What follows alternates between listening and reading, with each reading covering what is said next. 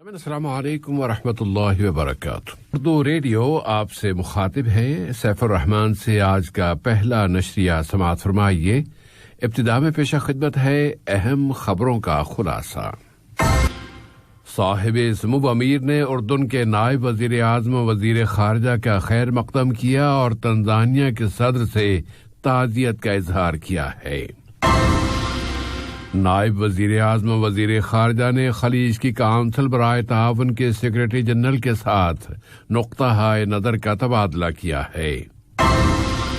قطر نے کہا ہے کہ وہ شامی بحران کے سیاسی حل کے لیے بین الاقوامی کوششوں کی مدد و حمایت کرتا ہے. اور امریکہ نے کہا ہے کہ وہ ایران کے ساتھ ایٹمی سمجھوتے کو فروغ دینے کی کوشش کر رہا ہے اور یورپی یونین نے اپیل کی ہے کہ تہران پر عائد کی گئی پابندیاں اٹھا لی جائیں. سامعین، یہ تھا اہم خبروں کا خلاصہ اور اب پیش خدمت ہے ریڈیو قطر سے آج کا پہلا مفصل نشریہ. بسم اللہ الرحمن الرحیم. صاحب سمو امیر شیخ تمیم بن حمد آل ثانی سے دیوان امیری میں برادر ملک اردن کے نائب وزیر اعظم وزیر خارجہ ڈاکٹر ایمن الصفدی نے ملاقات کی ہے.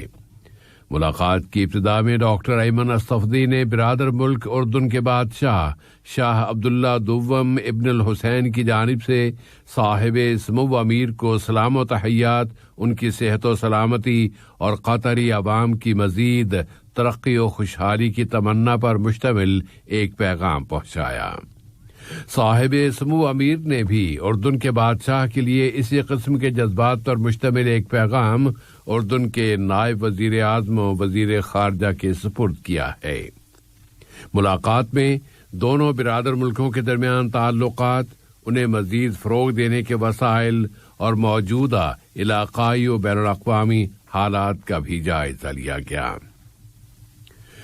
صاحب سمو امیر شیخ تمیم بن حمد آل ثانی نے متحدہ جمہوریہ تنزانیہ کے صدر جون ماگوفولی کے نام زنجبار کے اول نائب صدر سیف شریف حمد کی وفات پر تعزیت کا برقی پیغام ارسال کیا. نائب امیر شیخ عبداللہ بن حمد آل ثانی نے بھی متحدہ جمہوریہ تنزانیہ کے صدر سے زنجبار کے اول نائب صدر سیف شریف حمد کی وفات پر تعزیت کا اظہار کیا ہے.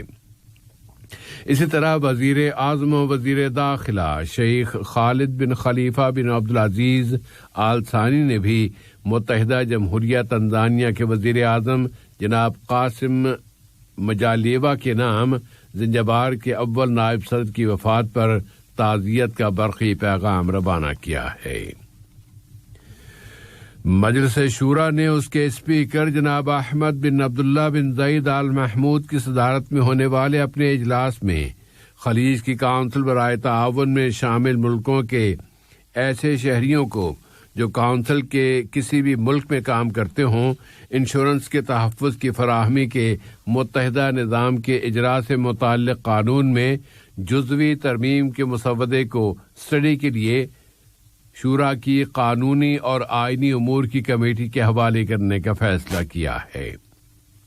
اور ملک میں بزنس کے شعبے کو فروغ دینے کے وسائل کے لیے حکومت کی کوششوں کی مدد اور ان کے مطلوبہ اثرات کو پیش نظر رکھتے ہوئے مجلس شورا نے لیبر کے امپلائرز کی تبدیلی اور لیبر کے بغیر اطلاع دیے جانے کے سفر سے متعلق کچھ سفارشات مرتب کی ہیں اور ان سفارشات کو حکومت کو پیش کرنے کا فیصلہ کیا ہے. اجلاس کے اختتام پر شورا کے اسپیکر نے بحر روم کی پارلیمانی اسمبلی کے تابع دہشت گردی کی روک تھام کی کمیٹی کے اجلاس اور اقوام متحدہ و بین الاقوامی پارلیمانی یونین کے مشترکہ اجلاس میں اپنی شرکت سے آگاہ کیا.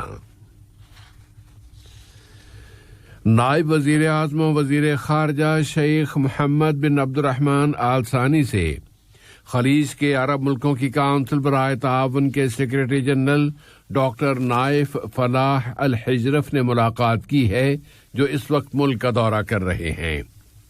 ملاقات میں خلیج کے عرب ملکوں کی کونسل برائے تعاون کے سفر سے متعلق نقطہ نظر کا تبادلہ کیا گیا۔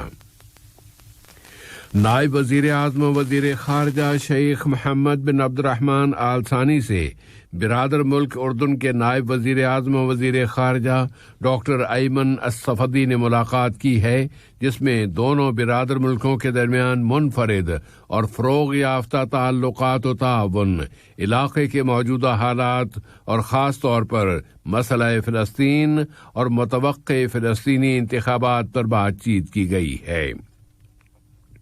دونوں وزرائے خارجہ نے فلسطینی قومی مصالحت اور فلسطینی اتحاد پر زور دیا ہے اور کہا ہے کہ وہ فلسطینی انتخابات کی تائید و حمایت کرتے ہیں۔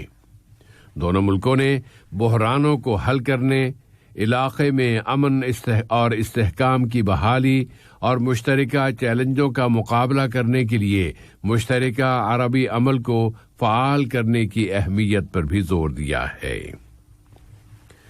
قطر نے زور دے کر کہا ہے کہ وہ شامی بحران کے سیاسی حل کے لیے کی جانے والی بین الاقوامی کوششوں کی حمایت کرتا ہے۔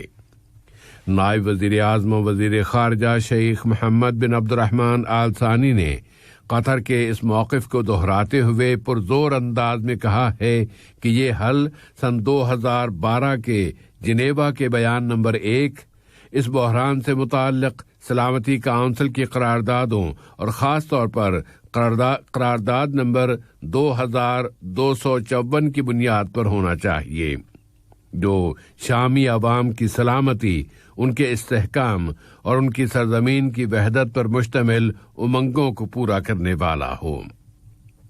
انہوں نے یہ بات ان سے شامی انقلابی فورسز اور شامی حزب اختلاف کے قومی اتحاد کے سربراہ ڈاکٹر نصر موسیٰ الحریری کی ملاقات کے دوران کہی ہے۔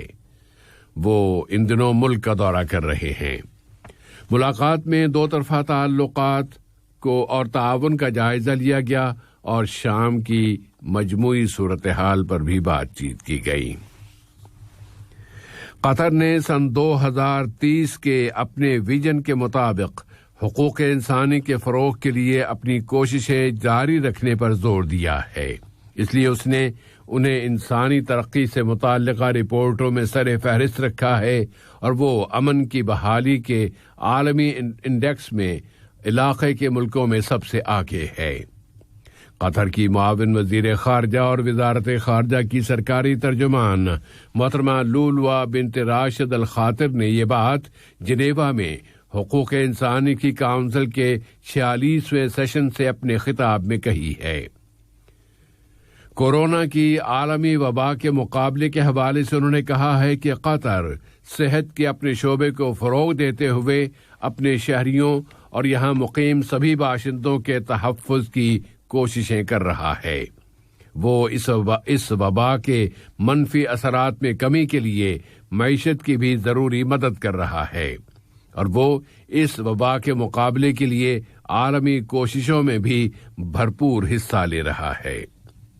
معاون وزیر خارجہ نے زور دے کر کہا ہے کہ عرب علاقے کو اب بھی بہت سے ایسے چیلنجوں کا سامنا ہے جو بین الاقوامی امن و سلامتی کے لیے خطرہ بنے ہوئے ہیں، اور ان چیلنجوں کی اصل وجہ قبضے اور مسلح تنازعوں کی مسلسل برقراری ہے۔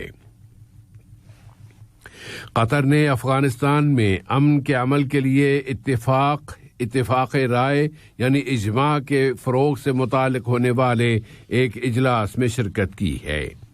افغانستان کی وزارت امن نے قومی مصالحت کی سپریم کونسل کے صدر ڈاکٹر عبداللہ کی صدارت میں یہ اجلاس بلایا تھا، اور ویڈیو کمیونیکیشن کے ذریعے منعقد کیے جانے والے اس اجلاس میں اسلامی جمہوریہ افغانستان میں قطری سفارت خانے کے ناظم الامور جناب فہد علی السلیتی نے ملک کی نمائندگی کی ہے۔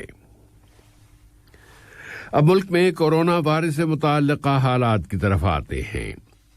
یہاں اس وائرس کی روک تھام کے لیے ویکسینیشن کی مہم جاری ہے، اور اسی ضمن میں وزارت صحت نے کل سے ملک کے 3 ہیلتھ سینٹرز میں موڈرنا کمپنی کی تیار کردہ اینٹی کووڈ-19 ویکسین لگانا شروع کر دی ہے، اور یہ سینٹرز ہیں الوجبہ، العبیب اور الثمامہ کے ہیلتھ سینٹرز۔ وزارت صحت نے موڈرنا ویکسین کی پہلی کھیپ وصول کر لی ہے، اور اگلے چند ہفتوں کے دوران اس ویکسین کی بہت بڑی کھیپ یہاں پہنچنے والی ہے۔ وزارت صحت نے ایک مرتبہ پھر زور دے کر کہا ہے کہ موڈرنا ویکسین فائزر بائیوٹیک ویکسین کی طرح بالکل محفوظ اور فعال ہے، اور اس کے بعد ملک میں ویکسینیشن کی رفتار میں اضافہ ہو گیا ہے، اور ملک کے ہیلتھ سسٹم کی مضبوطی کے ایک اشارے میں یہاں کورونا وائرس سے شفا پانے والوں کی تعداد میں بھی مسلسل اضافہ جاری ہے۔ وزارت صحت عامہ نے اعلان کیا ہے کہ ملک میں مزید 495 مریض اب صحت یاب ہو گئے ہیں، جبکہ اس عرصے میں اس وبا سے متاثر ہونے والوں کی تعداد 464 رہی ہے۔ وزارت صحت نے زور دے کر کہا ہے کہ اس وقت ماضی کے کسی بھی وقت کے مقابلے میں احتیاطی اقدامات اور بچاؤ کی تدابیر اختیار کرنا بہت زیادہ ضروری ہے، تاکہ اس وائرس کی دوسری لہر کو یہاں آنے سے روکا جا سکے۔ حمد میڈیکل کارپوریشن میں وبائی بیماریوں کے سینٹر کی میڈیکل ڈائریکٹر ڈاکٹر منى المسلمانی نے متاثرین کی تعداد میں اضافے کی وجوہات بیان کرتے ہوئے ویکسینیشن کی اہمیت پر زور دیا ہے۔ دریاسنا حمد میڈیکل کارپوریشن میں انتہائی نگہداشت کے شعبے ICU کے قائم مقام سربراہ احمد المحمد نے کہا ہے کہ قرنطینہ سے استثناء کا قانون صرف ان لوگوں کے لیے ہے جنہوں نے قطر میں ہی اینٹی کورونا ویکسین حاصل کی ہے۔ انہوں نے مزید کہا کہ یہاں ویکسینیشن کرانے والوں کو دنیا کے تمام ملکوں میں جانے کی اجازت ہے۔ قطر نے ڈیموکریٹک جمہوریہ کونگو کے مشرقی شہر گوما میں اقوام متحدہ کے ایک قافلے پر کیے جانے والے حملے میں اطالوی سفیر، ایک اطالوی فوجی افسر اور ایک تیسرے شخص کی ہلاکت کی سخت ترین الفاظ میں مذمت کی ہے۔ وزارت خارجہ نے اپنے ایک بیان میں قطر کے اس مستقل موقف کو دہرایا ہے کہ وہ ہر طرح کے تشدد، دہشت گردی اور مجرمانہ کارروائیوں کو مسترد کرتا ہے، خواہ اس کی وجوہات و اسباب کچھ بھی کیوں نہ ہوں۔ قطر نے زور دے کر کہا ہے کہ اس حملے میں ملوث عناصر کو پکڑ کر عدالت کے سامنے پیش کرنا ضروری ہے۔ وزارت خارجہ نے ہلاک شدگان کے پسماندگان اور اطالوی حکومت اور عوام سے تعزیت کا بھی اظہار کیا ہے۔ لیبیا کی قومی وفاقی حکومت کے وزیر داخلہ فتحی باشاغا نے کہا ہے کہ دارالحکومت طرابلس کے مغربی حصے میں ان پر کیا جانے والا حملہ انہیں قتل کرنے کے منصوبے کی ایک کوشش تھا۔ ایران کے ایٹمی مسئلے کی نئی بات یہ ہے کہ امریکہ کی وزارت خارجہ نے کہا ہے کہ واشنگٹن اس ایٹمی سمجھوتے میں اپنی واپسی کے لیے ایران کے ساتھ مذاکرات کرنے کو تیار ہے۔ امریکہ کے وزیر خارجہ اینتھونی بلنکن نے کہا ہے کہ امریکہ بین الاقوامی طاقتوں اور ایران کے درمیان طے پانے والے سمجھوتے کے فروغ اور اس کو بڑھانے کی کوشش کرے گا۔ ادھر یورپی یونین نے برسلز میں اپنے ایک اجلاس کے اختتام پر مطالبہ کیا ہے کہ تہران پر عائد کی گئی پابندیاں اٹھا لی جائیں۔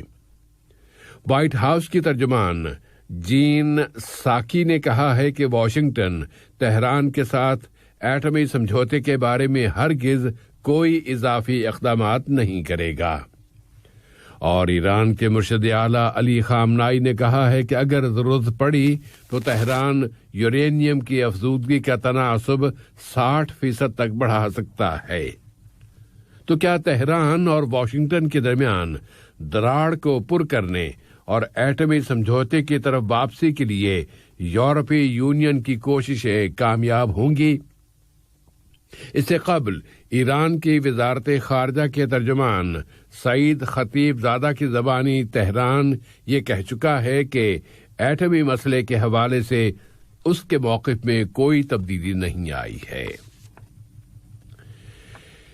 عراقی فوج نے رات اپنے ایک بیان میں کہا ہے کہ بغداد کے انتہائی زیادہ سیکیورٹی والے علاقے گرین ایریا میں کم از کم 2 راکٹ آن کر گرے ہیں، لیکن ان راکٹوں کی وجہ سے وہاں کوئی شخص ہلاک یا زخمی نہیں ہوا۔